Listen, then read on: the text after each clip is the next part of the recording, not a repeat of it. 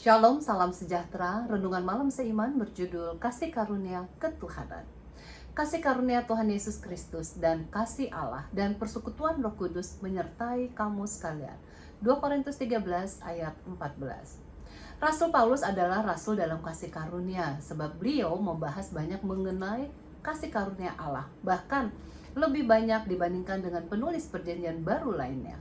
Namun dalam ayat inti di atas, Paulus memberikan doktrin yang lebih dalam mengenai keilahian Yesus yang setara dengan Allah Bapa dan Roh Kudus. Dalam doa berkatnya, Paulus bukan hanya menyebutkan Yesus, tetapi Tuhan Yesus Kristus. Hal ini dapat terlihat dari banyaknya tulisan, seperti dalam Roma 16 ayat 20, 24, dan 1 Korintus 16 ayat 23, 1 Tesalonika 5 ayat 28, 2 Tesalonika 3 ayat 18, Filipi 4 ayat 23, dan Filemon 25. Semua menunjukkan keilahian Kristus. Artinya Kristus Yesus mempunyai keilahian yang tidak dapat binasa. Pengakuan ini sangat penting sebab Yesus Kristus sebagai Tuhan yang dapat memberikan kepada manusia pengampunan dosa oleh sebab kasih karunia-Nya. Dan juga memberikan kepada kita kebangkitan di mana kita tidak akan binasa. Satu hal lain yang penting dari ayat-ayat ini adalah hubungan dari kasih karunia Allah dengan tiga pribadi dari ketuhanan.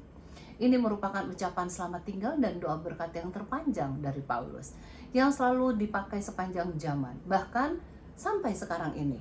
Doa Paulus menunjukkan kesetaraan dari Allah Bapa, Tuhan Yesus Kristus, dan Roh Kudus. Bila tidak, mengapa disebutkan ketiga pribadi tersebut? Kasih karunia Allah menunjukkan ketiga pribadi kealahan yang bekerja sama untuk menciptakan manusia, penebusan manusia, pengudusan manusia, serta pemberiannya akan suatu kehidupan yang kekal bagi manusia. Sementara banyak rahasia yang kita tidak dapat mengerti, kita dapat melihat bahwa Allah itu kasih, dan kasih itu memungkinkan terjadi bila adanya persekutuan. Maka persekutuan dari kealahan adalah yang menyebabkan kerinduan Allah dalam menciptakan manusia ini agar kasih itu dapat dibagikan dan direfleksikan oleh manusia. Kiranya kita boleh menerima kasih Allah tersebut untuk dibagikan kepada sesama lainnya untuk kemuliaan bagi nama Tuhan. Tuhan Yesus memberkati.